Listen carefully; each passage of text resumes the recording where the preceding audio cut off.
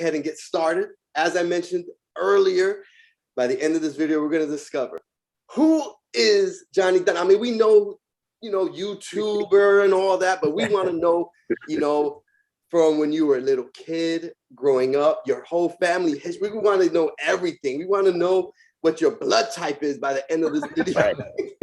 Let's dive deep. Let's dive deep. Let's do it. Let's dive deep for sure. Okay. All right. So, and by the way, link is in the chat. It's pinned on top. It's a link to Johnny Dunn's YouTube channel. So for whatever reason you're not subbed, it's pinned right there. Go sub, hurry back, because you're probably gonna miss some hotness, some juiciness, some craziness. So hurry back. So all right. So we're gonna jump it off. I always like to start off the interview with, where were your grandparents born? Let's take it way back. So yeah. Believe it or not, you guys are all going to be surprised by this. So on my dad's side of the family, my dad's whole family was actually born and raised in Jamaica, believe it or not. So yeah, right in Jamaica. So my dad actually moved to the United States when he was about 14 years old, and his whole entire family moved to Woodbury, New Jersey. So not exactly where I live right now in New Jersey, but he also had some other family that was in New Jersey. So that's kind of where he came from. And it's a funny story because he never felt being cold in his entire life until he came to the Philly airport here and it was snowing. It's the first time he ever felt being cold, and he was like, this shit sucks. like he never felt it before. So just hearing stories like that blew my mind, because growing up, I was like, what do you mean you never felt being cold, Dad? Like being in Jersey, it's just something that we've taken for granted. And so his whole family came to the United States when he was about 14, 15. He was early in high school. And he said nobody could understand him because he had a thick Jamaican accent. And he still has it a little bit. Like, I always try to tell him, like, bring it out of him, because I love hearing it. But it really only comes out when he's on the phone, like talking to his relatives. I can't really bring it out. Just over time, it's kind of gone away a little bit.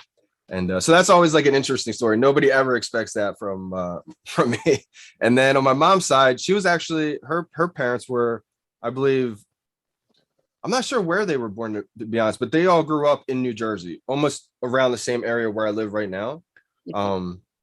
That's where my mom's parents grew up. So I don't know exactly where they were from, but around the same area is where I live. Like, my mom went to the same high school I went to. So oh my God, it was crazy. That is funny. It's like my mom was same place where I've been, but my dad, on the other hand, came from a whole different country. So I got a little bit of mixed, like, all over the place. Yeah. Wow, that's very interesting. Very interesting. I love it. What? I lived in Philly for a little bit, as I mentioned, so I'm a little familiar with that area. It wasn't too long. So all right, so that's all right. So we got the history. Your parents, you obviously are in Jersey. Yep, I'm still right here. I still live at my parents' house right now. I live kind of right near Rowan University. It's a college down in South Jersey, and that's where I went to college, and I live right next to it. But very cool, very cool. South Jersey. It's about 20 minutes from Philadelphia. So going with that, I know I had earlier when we spoke, I said, man, I got to ask you, and I said, don't tell me now, but we're saving for the stream. Are you a Geno's or are you Pat's guy? Right. Okay, so you know what? I feel like for me, I mean, I like them both. You can't go wrong with both. Okay. I would say I'm kind of more of a Geno's kind of guy, to be honest. Really? I feel like there's other places though in Philly that are kind of like low key, like low key spots. Yeah, I feel like they can almost be better than like your name brand type. Name brand, but it's one that's on like a corner. It's in the hood though. You got to go to the hood. Sometimes, man, they have the best spots. Like, I don't know exactly the name places, but I've been to some place and I'm like, wow, this might be better than like the Pats or like the Geno's. Like, exactly. Sometimes there's some like low key spots in there. I and you're right, because I lived there I had friends over there, so I was there a lot. Okay. But I actually lived there for like a year and change. So what's your opinion? Oh man. Well, okay. So the thing is, we would go and test out. Like, man, I can't even tell you how many different places I went to. But what we needed to do was get, cheesesteak sandwiches from all of the spots Right. and eat them like at once. It was always like, like take a bite. That was something, what I needed to do. But okay, so just going with that, I really like Pat's, man. Yeah, Patch is Gino, good. don't get me wrong. Gino's Yeah, is Patch on is point. solid. Patch is solid. You can't. I mean, to be honest, I like them both. I do. I could eat both of them anytime. I'll kind of lean Geno's though, just personal opinion. You know what? But you live there longer. Maybe you have a little better taste than I do. No, oh, man, this is eons ago, man. This is so long ago, but you know what? I need to go back. I need to go back and try it. Okay, try it again. Okay, so you did mention though that you had some collectibles. I don't want to get too far along, and we forget, and I want to see what are we working with? What you're gonna surprise us. So we're all gonna Strange. Get ready for this. What do you have? For the cards you're saying? Yeah. All right, so you don't mean the Veve, right? You mean the card? No, the physical. Yeah. Yeah. Okay. So I don't know if you guys are familiar with Pokemon or not, but I'll show you my Pokemon cards and the sports cards. Okay. So, you know what? Is it a lot of them? It's a decent amount. Spread it out. It's a decent amount. We'll spread it out as we go through the questions. Yeah, we'll spread it out. So here's some Pokemon cards. We got a couple Pikachus. We got a little Raikou. I feel like we need Randy CHAVEZ to determine, how good these are. I know. He'll be here like, okay, yeah, you know what? Let's make a deal. Those are probably some of my best ones. So let me just jump into some of the sports real quick. Okay. I got a Sports Illustrated Allen Iverson. Ooh, AI. That's what's up. Pretty solid one. I got a Sports Illustrated Tiger Woods. That's my favorite one. Ooh. I'll take you back to like the days when I started growing up as a kid. Golf, I grew up like I grew up meant to playing golf. Like it was the craziest thing, honestly, my parents have ever seen. Like I was 2 years old and I started playing golf. Wow. Like we can go into this story, but let me show you a couple of these cards. Okay. Yeah, no, yeah, wow. So another one here's Shaq and Barry Bonds Sports Illustrated ones. These are some of the ones I like a lot. Oh man, nice. Just some like old school, some of my favorite players, No, and then these are my two last favorites. Jordan. We got Jordan on the Wizards and then Jordan on the Bulls Sports Illustrated. I need to get them graded. I don't know how much they're worth, but I feel like the one on the Bulls could be a decent amount. I mean, anything Jordan, man. Anything right. Jordan is gonna, there's a demand for it. And then Tony Hawk and Wayne Gretzky. I think they're pretty decent too. For sure, man. Pretty decent. Love it, man. Well, something, not too crazy, but no, man. I mean, it's iconic. These are iconic games. These are history, and that's why I like collecting. It's because of the emotional tie that that there is with the collectible. That's what I really like. Right. So so obviously I see some cards there. So what was the first thing you collected when you were a kid?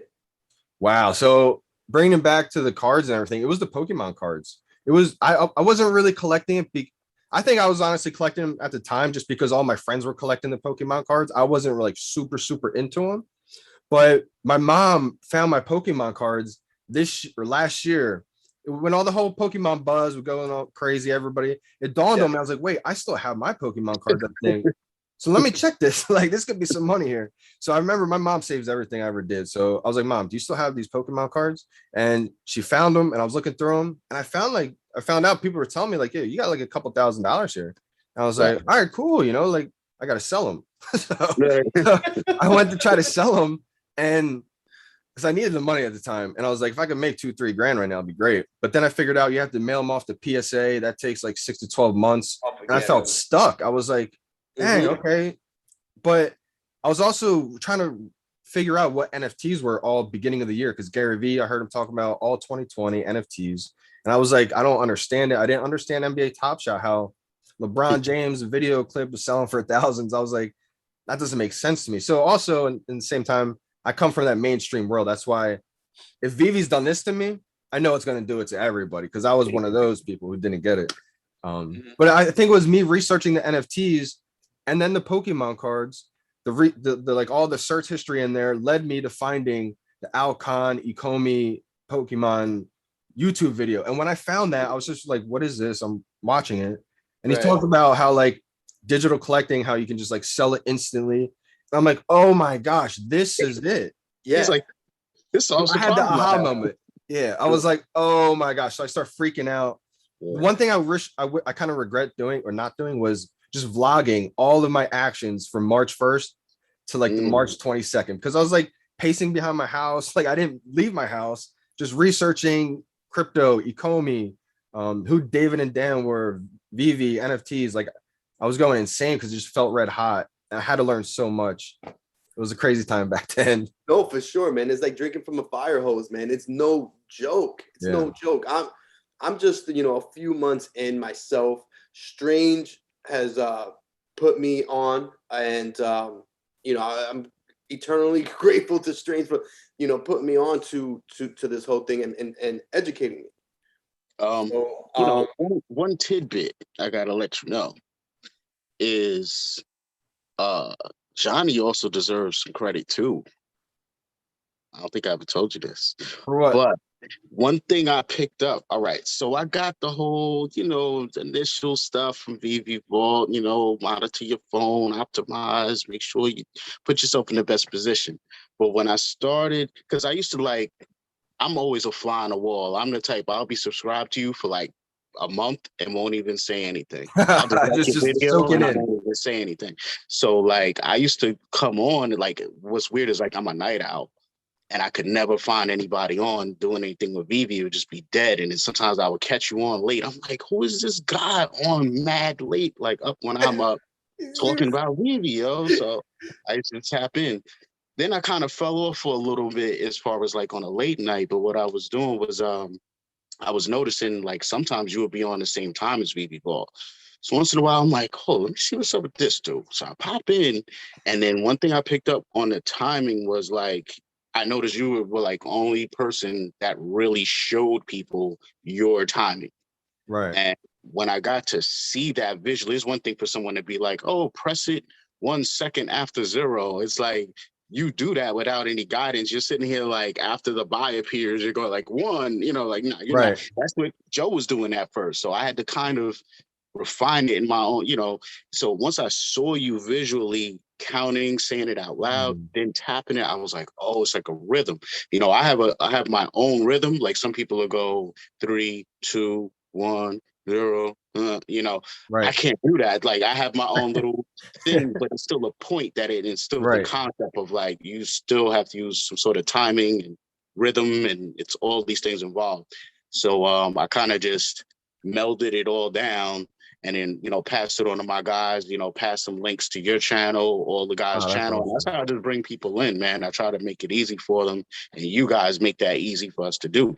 Wow, I appreciate that, man. I didn't even realize that. So that's awesome, man, to hear it too. Like, I didn't even realize I had a big impact like that. And that's awesome that you also kind of took what I was doing and kind of just molded it in a way that worked for you. Like, I know someone else too, NFT Jeremy, he's another YouTuber out there. And he said he kind of did the same thing. He started listening to like a music song that had like the same beats per minute or something. Oh, and so that helped him tremendously. And I was like, wow. So, and it's crazy because I didn't even realize the timing mechanism was like a different technique than what people were doing until I started watching like Veve Vault and some other people doing the live streams that were spamming it. And I was like, wow, okay, what I'm doing is this is completely different than what I'm doing. So maybe I should just stream what I'm doing and maybe people, So, and it's interesting too because, you know, spamming was my thing. You know, I was very successful with that for a while. And I don't know if it was like one of those updates or whatever it was, but it was like out of nowhere, my button was like just getting stuck there.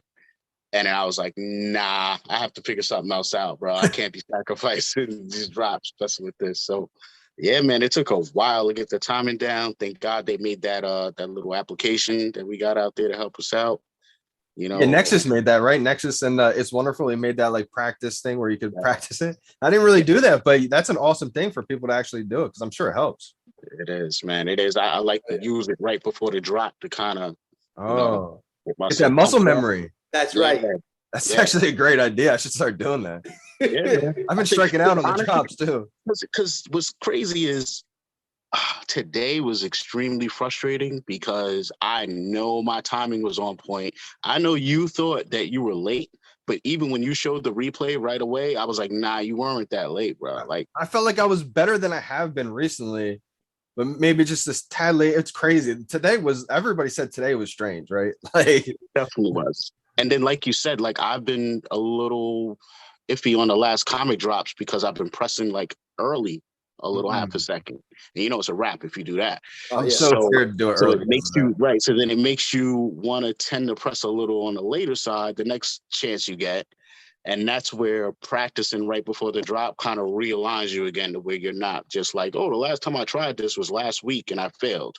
You know, you kind of build up a like confidence. It's like sports. It's honestly just, I was kind of joking with it at first. I was like, it's like 2-a-days. I should, but like, it honestly, it really is like golf, for example. When I'm not out there practicing like at least daily, most of the time, a couple of times a day, and I go try to play a round of golf, I am rusty and I'm terrible. But that muscle memory's not there. But when I'm out there practicing and then I go play, boom. I feel flow right into it. Yep. Right. So, you know, this is the second time you bring up golf. Let's talk about golf. How, you know, you said 2 years old? Yeah, man. I love talking about golf. So it honestly, everything has come full circle in my life to where finding like this whole Veve thing has been to me like God, like the higher power is just aligning me with the universe. So I came out the womb playing golf. I started playing golf in the house at 2 years old. My dad got me like little tiny golf clubs and I just started watching golf. I started watching golf with my dad, like the PGA Tour players, and I would just start hitting plastic golf balls in the house. That's how it started. We put mats up in the house in the hallways and I would hit plastic golf balls in the house. My dad's like, what is this kid doing? Like, holy cow. Then we start going to like actual like outside. I remember being out in the backyard. I started eventually growing out of that because I'll be hitting my neighbor's house with the golf balls. We would start going to like the schoolyard, and then I would get too big to go to like, because my elementary school had like a big like yard basically, probably about like 100-yard length. But then I started hitting too far, started hitting the houses across the street. So then we got to go to the golf course at 3-4 years old. So we start going to real golf course. And so here's the crazy story. This is wild. So we go to a par 3 golf course. I'm 4 years old. I show up with my dad and they wouldn't let us play. The guy's like, your son can't play. He's going to hold up people on the golf course. Like he's 4 years old. My dad looked at him like, no, you're going to let my son play. Like there's people on this golf course that are going to hold up my son. Wow. The guy's like, get out of here. Like that. No, like just, my dad's like, watch him. And I was on the putting green and the guy's watching me sink putts. And so he was like, okay, I'm calling the news. So he called Channel 6 News. Wait, and what? So the news came, right? And so Channel 6 Action News came, and I started like freaking out because as soon as they started watching me play, I stopped playing. I was like, I'm not playing. They're watching me, Dad. My dad's like, no, just keep doing what you're doing. Just keep playing. And eventually he had to like kind of lie to me, say like, they're just trying to play through you. And they start filming me, and I still have the videotape to this day. It's on VHS. It's so old. Yeah. I gotta show a clip. Of it probably and tweet it out to the Veve fam. But I was 4 years old on Channel 6 News playing on like actual golf courses. And then I started playing in golf tournaments when I was 7, 8, 9, 10. And then at 11 years old, I won every golf tournament I played too. Like I came in first place. Yo, stop playing for real? Johnny Woods. Yeah, and then but see, here's the thing. When you're that young and playing golf, none of your friends are playing golf. You're winning golf tournaments and getting a free hot dog and a plaque, and then that's it. And your friends are like, all right, come play baseball. And so at a young age, I'm winning golf tournaments. I'm like the man in golf, but no one knows. And so I was like, this sport sucks. I really didn't like it. So at 11 years old, I quit golf to go play baseball. What? Hardest decision of my life. It was a fork in the road moment. And I'll talk about another fork in the road moment. I've only had 2 in my life. That was the first fork in the road moment that I had. I quit golf at 11 to play golf or to play baseball. It's in the same season. So in high school, I chose baseball. Small town. I was like the man in baseball too. And that's why I loved it, because I got all the attention back then. I was like the man, but I quit golf. So it was like I could be the best at golf or the best at baseball. I knew at that moment, I felt like odds are going pro at baseball, not as high. I felt like I could have easily went pro in golf by the age of 18. But in high school, I was not your hardworking kid. In high school, I was a completely different kid. I was your, your partier. I was that type of kid. It took college. College was my life lesson in life. So in high school, I played baseball. I didn't play golf. I went to Rowan University to play baseball, a pretty solid D3 program. I got cut from the team my freshman year. And so that was the first time I got punched in the face. This is like one of the best kids in high school, goes to college and gets cut. I didn't work. I was just like, I'm just going to rely on my talent. And I did terrible. And so I got cut. I was the only kid, or not the only kid. I was put on a freshman like baseball team, basically. It was like not the varsity. It's not the college baseball team. And so that right there was the punch in my face to where I was like, am I just going to quit baseball? But I was like, no, I came here to play baseball. This is what I want to do. So it was a flip of a switch in my brain. I was like, I'm going to come back here next year and it's going to be a laughing joke if I like that I wasn't on the team. And so I came back and literally dominated and ended up being a huge part of the program. Went on to be a big part of the team, end up like being the starting pitcher, won an NJAC championship for the team.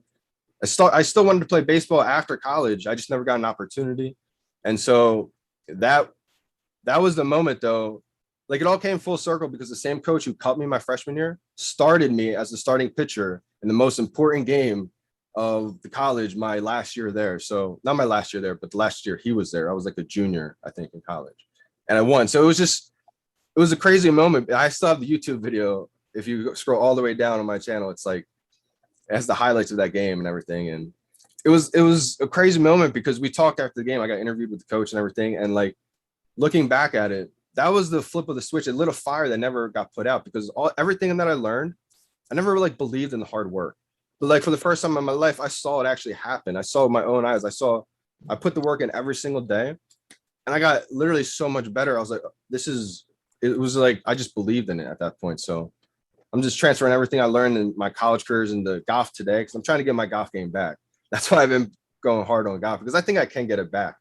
I always thought I'd be like the Johnny Manziel of PGA Tour. If I went to the PGA Tour in high school, I was not mentally ready for that yet. I would have been the person who's in the league at 18 and out by 20. So I had to go through that to really learn all the lessons to make it. I probably last until I'm like 50 years old in PGA Tour now.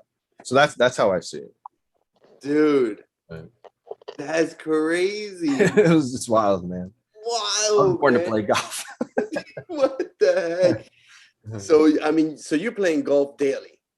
Yeah, I mean, right now in Jersey, it's like snow. It's the last couple of days I haven't played golf, but yeah, man. I mean, before March 1st last year, I was golfing 3 times a day, early in the morning, sometime in the evening, and then at night. And then I found Veve March 1st. I didn't go outside or pick up a golf club until end of the March. That's how much I had just had to dive right in to learning all of this. And then golf got put on the back end of everything because I just dove into Veve all year.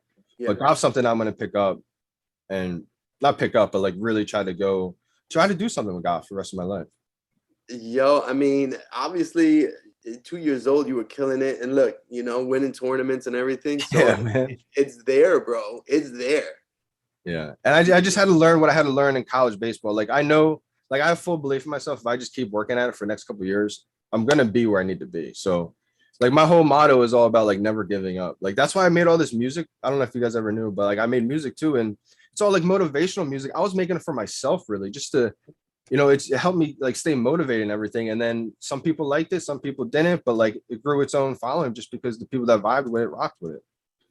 Yeah. I definitely watched a couple of videos. Let's go.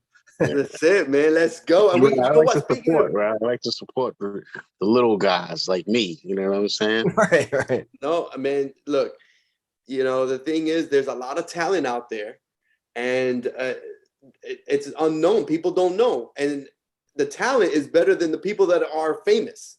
Right. And it's just crazy to me. And by the way, so you trying to say, all right? So you trying to say. Are you trying to get a cipher with me, you, Johnny, and Non-Fungible Wonderful? That's what let's go. That's right. Let's go. Shout out to Non-Fungible. Yo, Non-Fungible Wonderful is in the chat right now. He's in the building. Let's go, Pineapple Gang. Yo, wait till you guys hear his album. It's you guys are gonna. It's honestly like I listen to it all the time. Obviously, I listen to the songs that I'm on too, but like the whole album is when you listen to the intro. you're gonna be in the Veveverse. Like, it's unbelievable.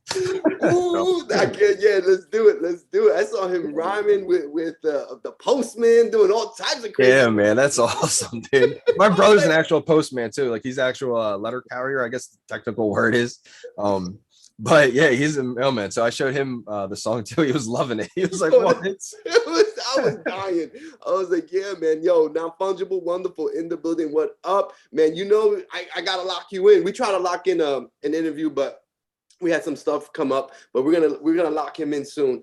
Wendy STIBALIS, she's also in the building. What's up, Wendy? What's got up, the team VO, and let's go. Let's go. Let's go. So everybody in the chat, please drop a like. I've got if for whatever reason you're not subbed to Johnny Dunn, please, the link is pinned in the description, in the chat, should I say. So this is crazy, you know, multi-talented Johnny Dunn is what we should call him now. And so, all right, so talk to me. Obviously we saw the cards, okay? We know you're like a golf prodigy and whatnot. So do you have there we go. There we go. Got another physical collectible coming at it. Gotta have the Todd. And I have one more actually coming. I'm gonna give a shout out to Dan Schauble too, because there's a comic book that, like, I don't have many comic books, right? I was never really a physical collector of anything. Really, I got that Todd McFarlane Batman only just because of Veve. In the early days, I wanted to get one physical like representation just to kind of remind me of just Veve, and that was the Todd McFarlane Batman right there. And when that came in, I got addicted to the physical collectibles. I have an addicting personality. Like, I've become obsessive with things I love. It's a blessing and a curse, but you know, I feel like some of the greatest people in the world have that same blessing, and it's a blessing and a curse, really. You can dive all the way into things, but you got to make sure it's the right things. Right. No, yeah, you're right. So the physical, what was the question again? I'm sorry. So, well, I was going to go into a question, and then I said, oh, you know, let's see a physical. Oh, yeah. Okay. Yeah. So that was the Todd. That was the Todd. So, okay. So what was the first physical collectible you owned as a kid, if you remember? Yeah. Okay. So this is actually a good question. It might have been either a Batman figurine. I should have brought him out for this little live stream. Dang, I should have brought him out. All right, so it could have been either like Batman figurines, or also it probably was this before them. Like those Hot Wheel Matchbox cars and stuff like that. Oh yeah. I still have a ton of those, but they're not in good condition. I think they're actually worth a good amount if you have them in like great condition, but they're not in good condition. They're all messed up. I used to play with them all the time. No, I love that kind of stuff. Probably Legos too. I was a huge Lego person. Yeah. Just like making stuff like that. That's awesome. That's awesome. Yeah. So okay, so Legos. You had Legos, and you had the first though. You said, I would say Matchbox cars, like those Hot Wheel cars, like the little tiny ones, or it could have been Batman figurines, because I have a whole, not like statues though, but like little like toy Batman things. And that's why when I saw Veve in the Batman, I was like, oh my gosh. Your brain locked up. Yeah, like instantly. It was a wrap. So all right. So speaking about, you mentioned Batman and whatnot. So when you were growing up, what kind of cartoons did you like? Oh, okay. So I'm a 90s baby. I was born in 93. Probably a little younger, you guys said, right? I'm a little younger than you guys. Born in 93. A lot of cartoons that I liked. This is one I was watching Veve Vault, and Wendy mentioned some. One was, for me, Hey Arnold. I don't know if anyone in the chat listened to Hey Arnold, or watched Hey Arnold. Hey Arnold was one of my favorites. I really liked Hey Arnold. Power Rangers was one too. I watched Power Rangers. I don't know if you would call the Simpsons cartoons. Would you call Simpsons cartoons? Yeah, actually, I was debating on if we call them the Power Rangers cartoons. Oh yeah, it's more like movies, right? Like, oh yeah, that's like a show. Yeah. You know what's funny? I was just watching Rocket Power. Did you just say Rocket Power? I'm not sure if you just said Rocket Power, but whatever you just said reminded me of Rocket Power. Rocket Power is a huge one. I used to watch Rocket Power big time.